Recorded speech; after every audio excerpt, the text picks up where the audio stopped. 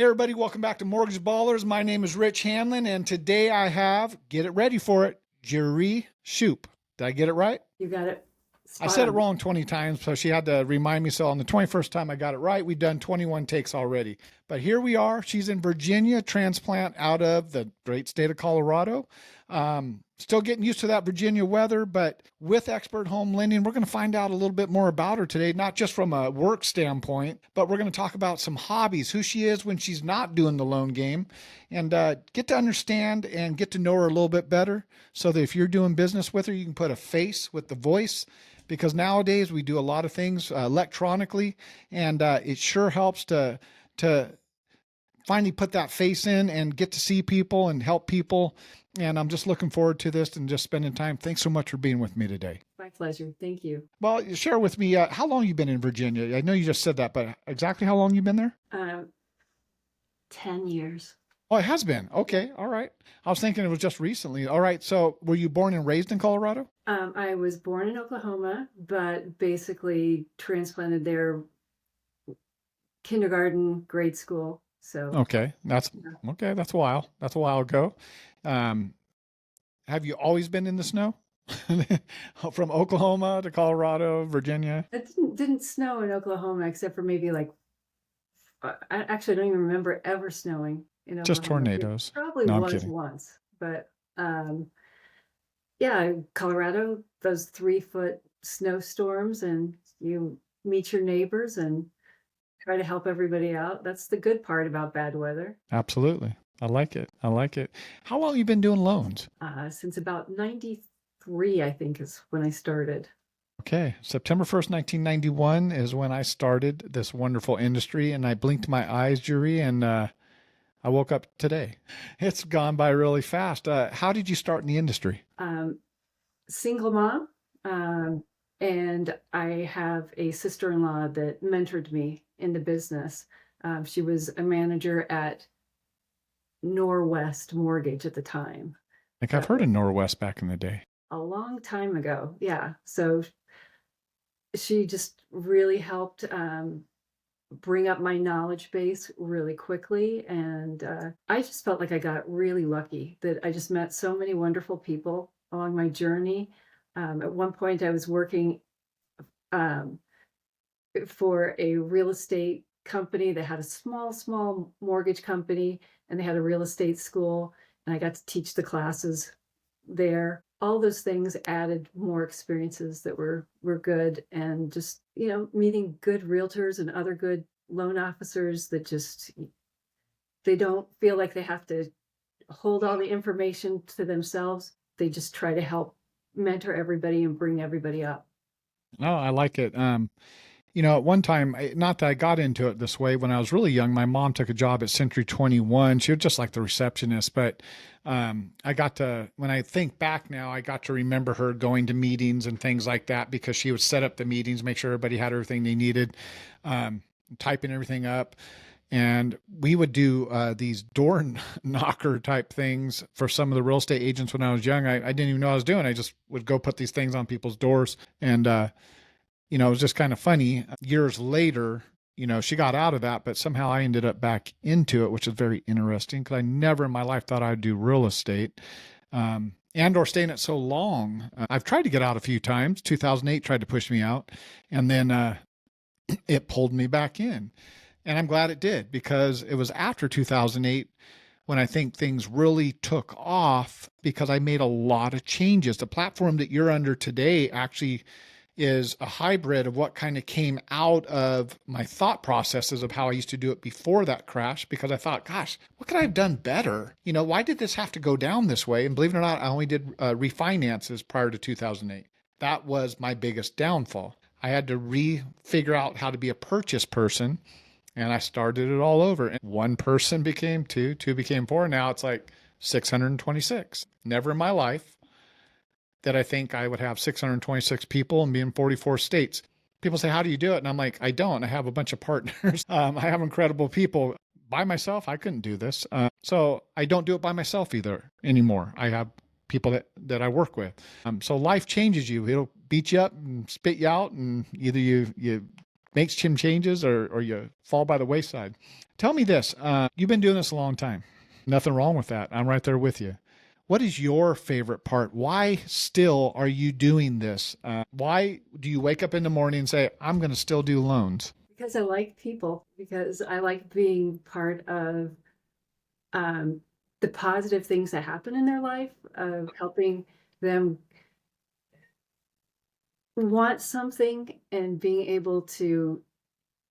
Some people it's super easy, yeah, no problem. Some people you go, okay, this is our game plan. This is what we're going to do. I had some people early on that they had uh, I Airbnb that went bankrupt and such, and they chose to do the Chapter 13 where they make the payments, and we had to rebuild their credit and everything. It was really an emotional high, as well as just like, you just get so happy for somebody, you want to cry when you finally cross over on that. So, Oh, that's awesome. That's awesome. I like it. but yeah, those are good. And I mean, I've met a lot of wonderful professional people too in this. Realtors that know how to handle, you know, the little bumps that come along, and they keep positive, and they keep their clients positive, and they make for great mentors like that. I agree. I agree. I think so many people say I'm a real estate agent, I'm a realtor, but I've dealt with some of what I think are some of the best in the industry that know their contracts inside and out. They're incredible negotiators. And when I come up with those people, I literally am just part of the transaction. With other ones, I feel like I have to drag everybody through for them and get them to the finish line. And, yes, you wrote the contract, but there's so much more holding it together. And that's the part I guess I don't like about it. Just because you got a contract, it might be the only deal you do for the year. And then you try and control everything and you're thinking, oh my gosh, I do real estate too. I've been doing it 35 years. Let me, who's your broker? Who's helping you through this? Because, you're doing this really weird.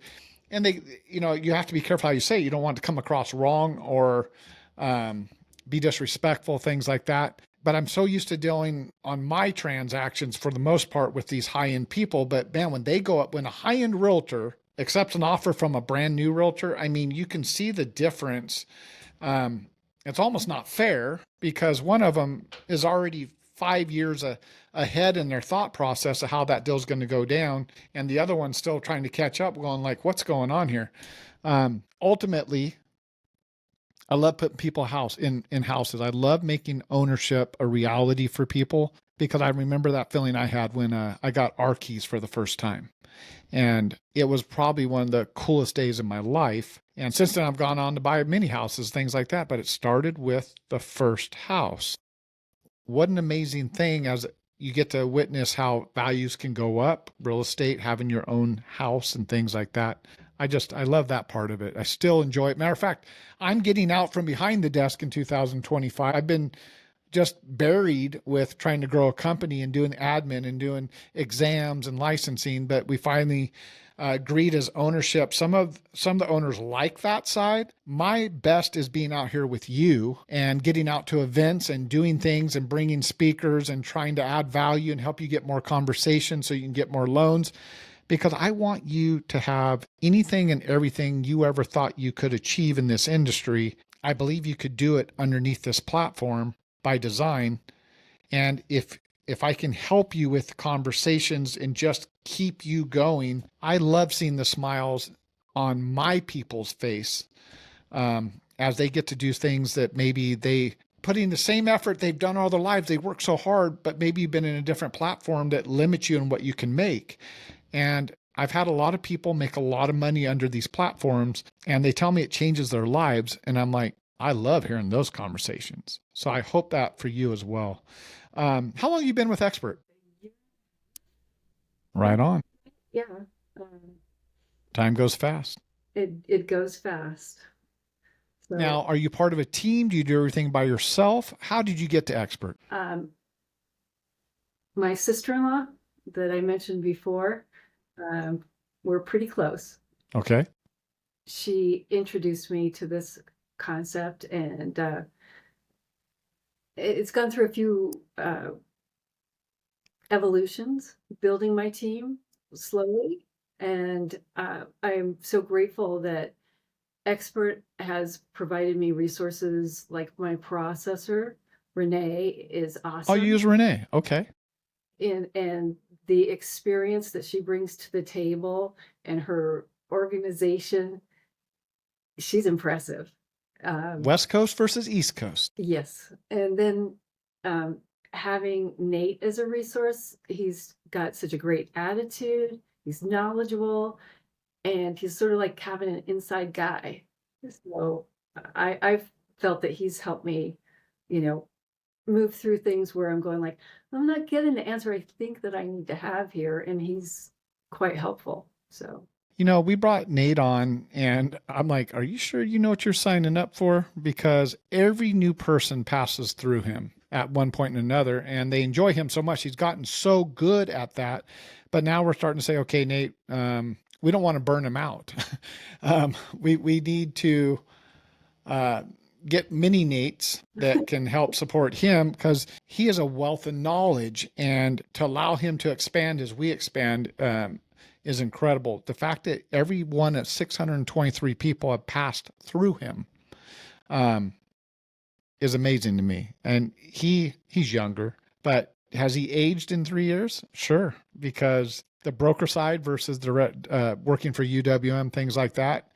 Um, he gets pushed. But you know what? Here's the best part about Nate. Nate was awesome as he was, but he was limited at UWM where he worked because it's like, hey, you're here to do this. So I appreciate all this, but get back over here and do this. Here we're like, Nate, tell us anything and everything that you can think of. Doesn't mean we'll do it, but he is full of all kinds of ideas because he talks to you guys all day too. Hey, what about this? What about that? What about this?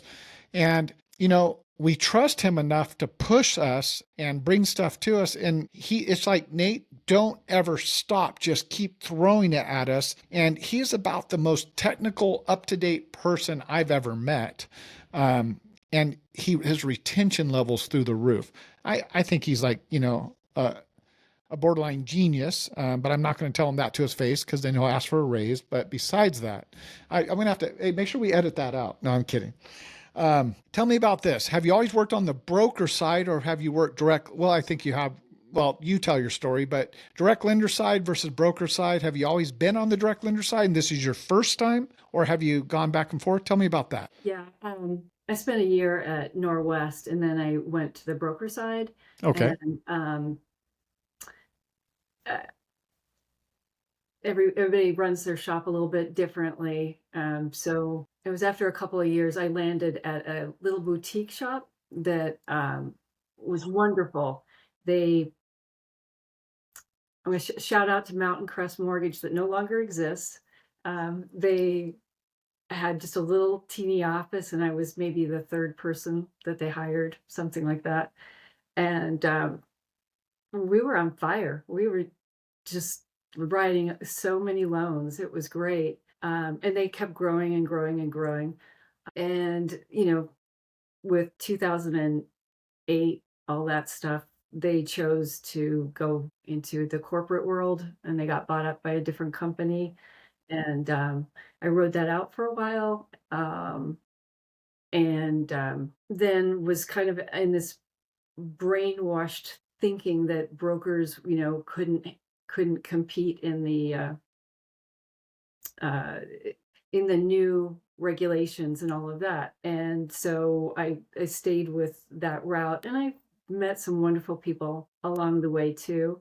But I will never go back, I don't think, to a corporate situation. I really like the way that Expert runs things, and just the freedom and the responsibility that comes with that freedom. But it's a really good platform, and there's so many resources. I love it. Have you been out to UWM yet? That's where I met Nate finally. Yeah. Okay, good. All right. We're going to be doing a couple of events out there. We'll do more, but we're going to try and get some of our own specific expert home lending events to match in with them where we can bring in our own some like a couple days where we can bring trainers in specific to business, getting new business. They have great people there, but I want my own people to come in where I can bring up a high end coach and you take notes and you walk out of there with the 5 steps and you take it back and do it, or you can work on it while you're there to get it going,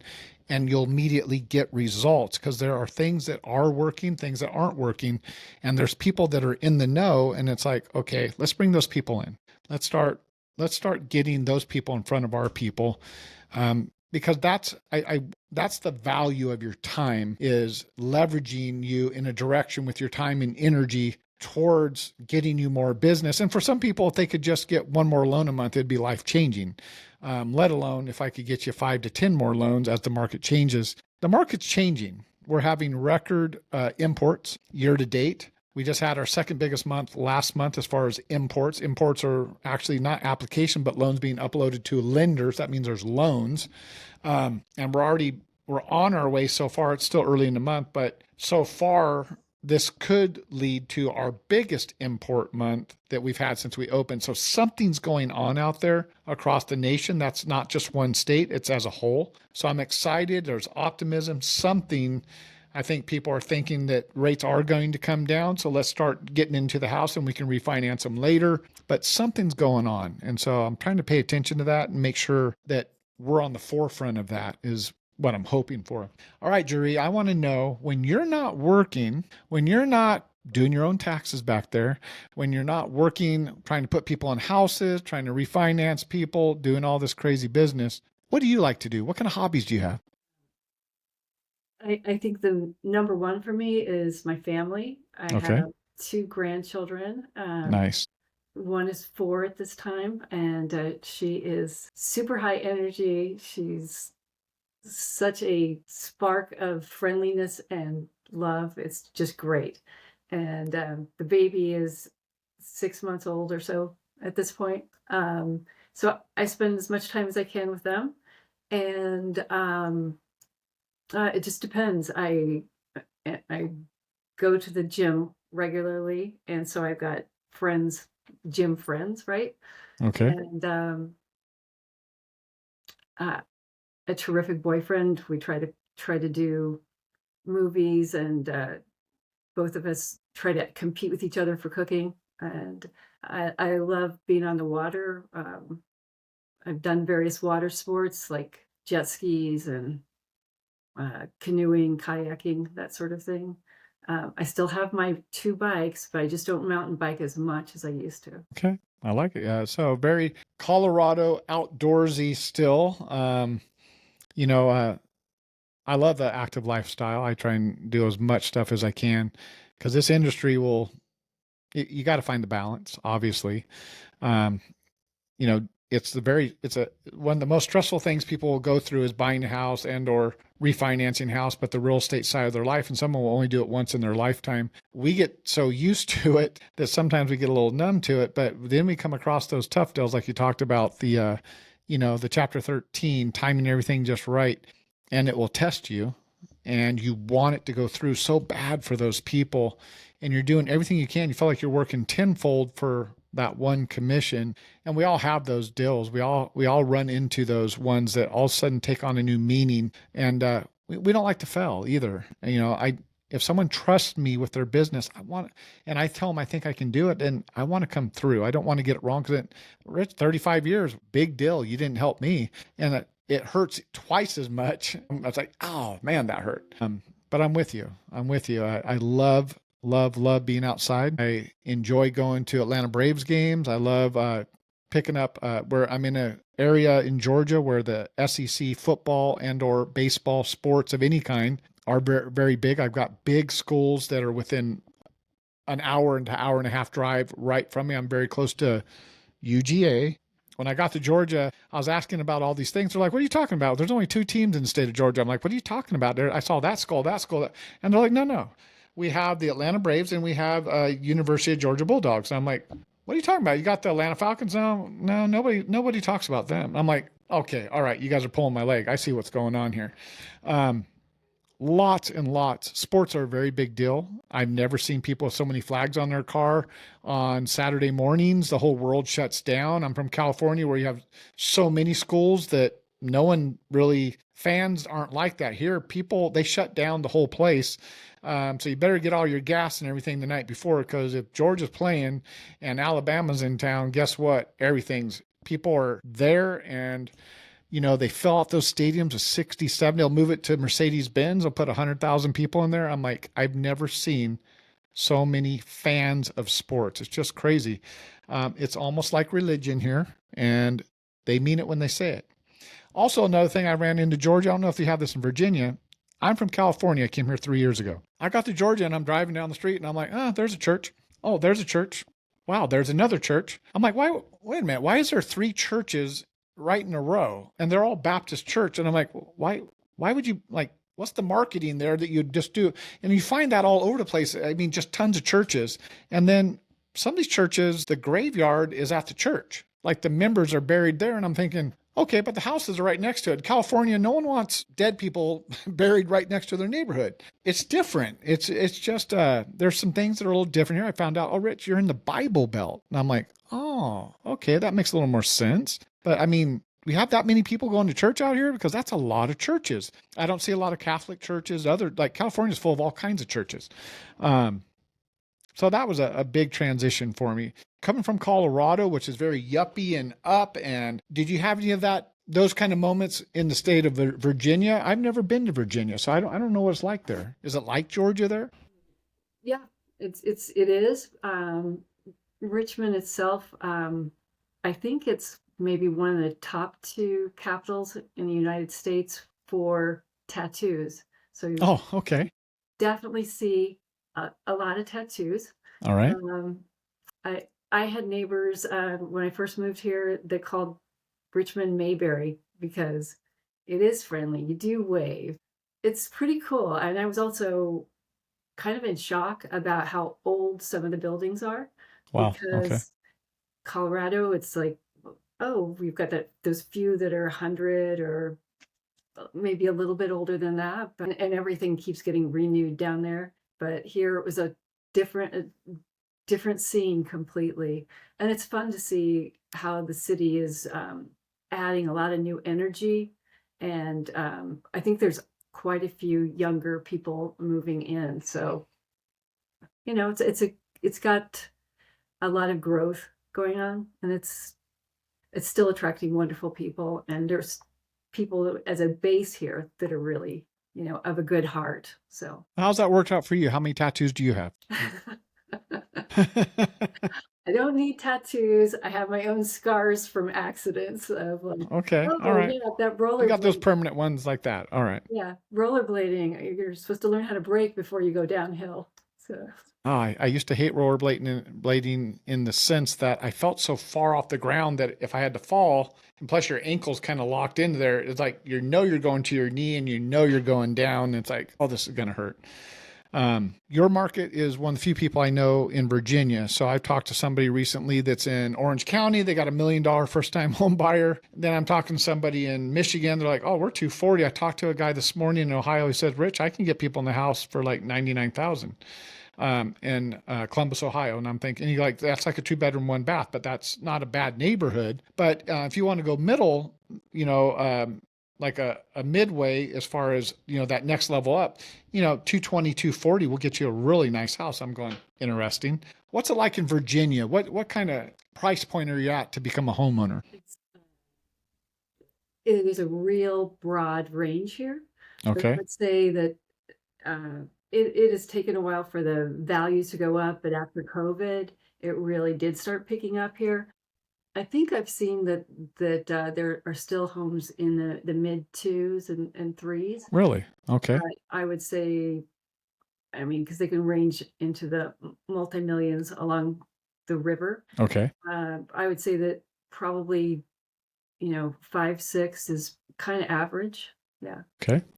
If you had to pick what market or what types of loans, or do you just do a little bit of everything? Is there anything you specialize in? Certain types of clients, customers, loan programs? I've done a lot of different things, and I have been an early adopter in many cases, have learned the new construction condos quite well and was picked to be a preferred lender twice. A lot of people are afraid of doing condos in general. What I am recently super excited about is I am connecting with a lot of contractors and 203K consultants and different professionals like that. And we are trying to prepare seminars for realtors as well as the consumers to understand that they can use that renovation to make that home move in ready. So somebody doesn't just walk in the door and go, oh no, and turn their back. Instead, you could go, here, got my phone, let's take a picture. Oh, look what AI gives you a sense of what this could look like. And that loan is going to be able to close probably as fast as that house would have just sat on the market if nothing was done to it. So they don't have to be, turnkey, but we'll make the process turnkey by bringing professionals together and, you know, your ideas, your dreams, and make that house great. And then you don't have to worry about deferred maintenance and you get that instant equity boost. So it's a lot more affordable for people to put that debt into a 30-year time span. Not that they're probably going to keep that loan for 30 years, but believe me, I myself have done renovations where I've gone, okay, I got this credit card at zero. I have got to jam and get this paid off in 12 months. It can be difficult. The rates don't always go in the right direction for that, but the scary part about that too is sometimes you're going, what else can I tap? I don't have any equity here, or so I can't do those things. So take care of it up front, and don't wait for the shoe to fall to have something break and go, we're not ready for this. So I agree. I agree. Um, all markets are different. All borrowers are different. Your methodology for business, everybody has a different way of doing things. You got homeowners possibly sitting on the fence from a refinance. You've got people possibly sitting on the fence going to buy. They're waiting. Hey, I want the rates to go down. You're like, wait a minute, you're renting. That's 100% interest anyways. What kind of advice do you have for your market when you come across those undecided people, but you could help them and they're waiting for something that may never happen? How do you talk to people like that? if they look at the historical charts about what's happened with interest rates and what's happened with housing, I think you could probably go back 75 years or more, and you'd see that there are maybe only 4 turndowns of years where a house went down in value, whereas that that other 74 years or so, they've gone up. And so you're missing the opportunity to make that equity by doing that. We can look at a lot of different strategies to lower your payment. And then when we've established a strike rate for refinance and we hit that, we can get you in refinanced and lower that payment permanently, or for as long as you're going to keep the loan. But it's important to make sure that we're matching all the other needs that they have financially, and not, you know, just going, oh, all you're looking for is the low rate. We have to look at everything else and make sure your debt, you're not paying too much for that kind of thing too. You know, you're making me think about something, and I heard the other day, and they said you got to think bigger. And this is what they meant. You have two people. One person has a down payment to buy real estate. Let's say it's $30,000. The other person says, "I'm too afraid to buy. I'm just going to keep renting, but I'm going to put my 30,000 into this guaranteed 5% interest rate." Because that same person that's too afraid to take a chance on buying a house, they're also not going to take a chance on stocks going down. They want guarantees. You know, they're doing great. They're getting 5% return a year on $30,000. They're getting exactly what they wanted. But the person who took the chance, they put $30,000 into a house, but now they secured a $250,000, $220,000 house. The asset total is going to go up 5%. And so I get that it's the same $30,000, but one of them secured the rights to the full entire property. And that's what's going to go up 5% is the $220,000. And that's that chart you're talking about that you miss out. If you took the same 30,000 at that same trajectory over time with only, a couple down years, but starting out with the leverage of the 220 versus 30, everything over and above what you owe is stacked on your 30 that you have in equity. And that's what he's talking about. We got to think bigger and try and find good debt to offset bigger items like maybe a second house, a rental property. And so he still likes real estate. And that's where he is going with it. The reasons why you should try and have real estate. If you buy it correctly, rents have been consistently going up as well.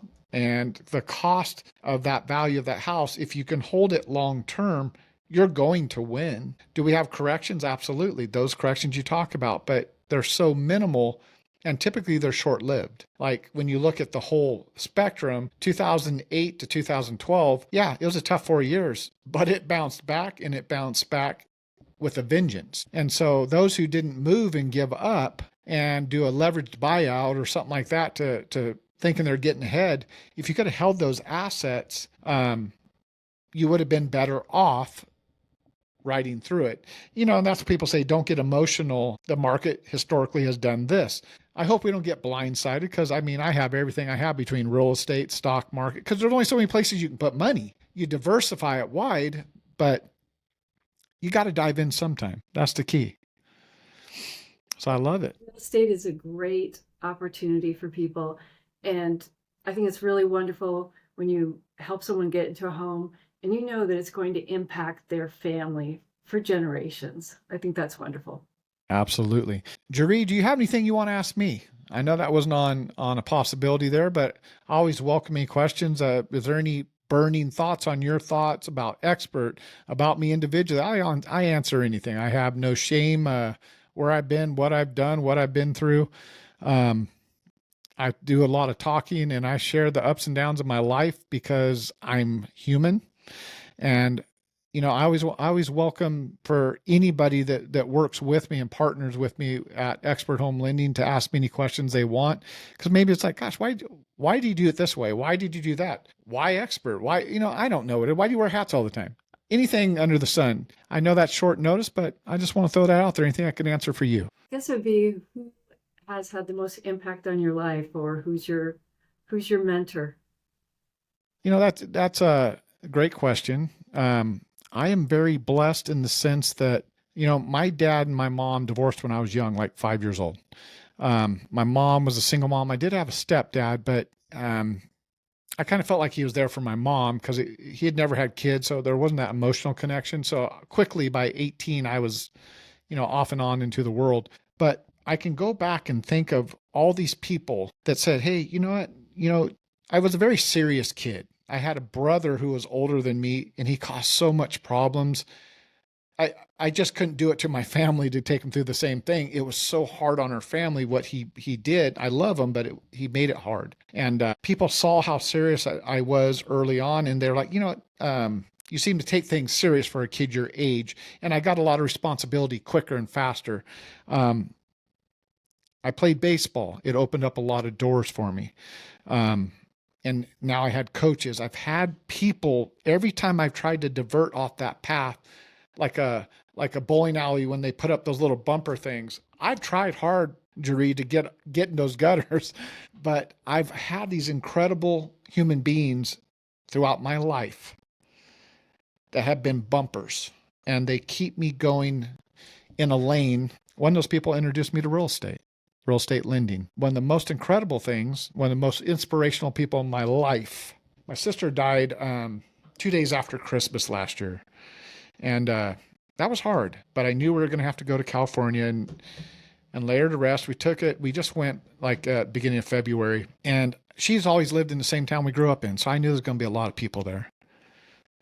And sure enough, I turned around and there was a lady there. It was my girlfriend's mom. I dated the same girl all through high school and through my junior year of college. We did not marry. We both ended up marrying other people. I'm married to the woman that I met and stayed married to all this time. It's funny how life works like that. But at at a very influential time in my life when I needed food because I didn't have a lot of food. Um, I didn't really have a dad figure. Her parents took me in and treated me like a son. They had two daughters. They treated me like a son. I almost felt bad because I'm like, sometimes I feel like you treat me better than your own kids. Like, but this lady played such a huge role, clothes on my back, to talking to me, to mentoring me, helping me, give me a couple bucks for gas, give me a job in college in the summer so I could pay for my college. I didn't ask for nothing free, but they opened doors for me. And I always felt bad after I didn't marry their daughter. I just felt, gosh, what a letdown I was after all the help they gave me. But I know that, and I've always felt guilt, a mentor to let them down like that. And she showed up, she knew my sister. And so my ex-girlfriend from then and her sister, which I'm very close with, they all showed up. And I turned around, and to have this matriarch, this lady, and I just lost it. To be able to sit down with her for 5 minutes and say, I'm sorry. I was just a kid back then. I didn't know what I didn't know. I didn't want to disrespect your family, but you guys changed my life. I'm partly who I am today because of all that you did in my life. And I just want to tell you that, because once people are gone, you don't get to tell them that. And it was a huge, huge burden off of me, but it was one of the most incredible things that I needed. And we talked for probably an hour that day. And it was one of those times when it was meant to be, because if she's an older woman now, if she died tomorrow, I never would have got to tell her. I was too shamed to reach out and talk to her, because I'm probably better if I just stay away from these people, because I was such a rotten kid back then. But I was a kid. I was 18 years old, right? But I was such a serious kid, and the weight of the world on my shoulders back then. That's what we think, right? But that's not what it was. We left. We laid it all on the table that day, and we left with a lot of closure. And I challenge anybody who was a mentor. Her name's Cinda Ross. She's an angel on earth, and she helped mold me to who I am today, with the success that I've had, the work ethic that I saw in that family, in that unit. And to the two girls, I was obviously dating one, but they became, the one was like my sister, but I felt like part of a family that they wanted to see me succeed, even though I wasn't going to be their son-in-law. And they loved me enough to let me go. And that's the hardest thing to do sometimes. But my wife sat with her for a long time. There was a lot of closure, because my wife has heard about that relationship all these years. And now she got to meet this person. Meant to be. Yeah. When you get mentors like that, she made me a better person. Anybody can teach you how to make money, but if you can hold your head on your shoulders, and that's why I do this stuff. Someone reached back and loved on me enough and helped me enough and changed my life, the trajectory of a kid that had nothing. And I challenge everybody here. I want to reach back and help those who have blessed my life. Every one of you, you're part of this platform. Thank you. Thank you for coming over here. I want you to achieve everything that you think you can, plus tenfold. And if I can help you do that, then I have truly lived a blessed life. That's who I am. That's what I'm about. And if I died tomorrow, I want to know, I'm going to smile on the way out, because I left no stone unturned. I have failed many times because I'm not afraid to fail. But if I help just one person achieve their dreams, hey, it's all worth it. It's all worth it. I think you've accomplished that. That was way more than you wanted to hear, wasn't it? Getting tired on a Friday. I've been doing a lot of these interviews. No, I'm kidding. That's a great question. And I answer any question people ask. I'm not too proud. I know where I've been, but I also know what I've come through to get to where I'm at. Nobody gets a straight line in life. And we get to see the little angels we call grandkids. I have two myself now. And you're right. They light me up. I love seeing those little faces. I love seeing both my sons get stressed because they have kids now. And I'm like, oh, here you go. Oh, she's full of energy. Oh, here you go. I get to load up, and then I get to go. I've already told both grandkids, whisper in their ears. My kids get mad. I'm like telling them, the answer is yes. The answer is yes. I just remember that. Grandpa always said yes. What does that mean? What are you saying? I'm saying if there's ever a problem at the house and your kids say, I'm going to live with grandpa, the answer's already yes. Come on, I'll come pick you up. No, Dad, you can't do that. You can't undermine us. I'm just letting you know it's a yes. So you better be a good parent, because if they want out, I don't care how bad they are. It's a yes. Come on, grandpa's got you. I love teasing my sons. I love being a dad. I used to play baseball. It was everything to me until I had kids, and better than any accolade I've ever got was being a dad. I loved being a dad. I love being a dad. That would be the only sadness I would have leaving this world, would be I wouldn't get to see their faces again, but it's all good. We take one day at a time. Yesterday's gone. Tomorrow's not here. Let's be the best we can be today. So, Jeri, I just talked your ear off, girl. I bet you wanted to get some work done today on a Friday. Oh my gosh, I pushed you right into my next one. I might as well just done 2 in a row. Jeri, I want to say thank you for your time. I want to say thank you for your partnership. I want to say thank you for sharing a little bit about who you are, what you are, how you do your things, the success that you're having under the platform, sharing, the people that are making it help with Nate and with Renee. I get a lot of good kudos for them. They're phenomenal people. Thank you for bringing that up. I just wanted to give you a shout out and say thank you for your time today. Thank you. It's been a pleasure getting to know you more. And thanks for putting this organization together. Absolutely. You are on track for your goals. I can't wait to meet you in person. I'm sure we'll be doing that sooner than later, because we got a lot planned. But like we always say when we close out a Mortgage Baller interview, stay thirsty, my friends. Take care. Thank you again, Jeri. I appreciate your time. Thank you. All right. Bye.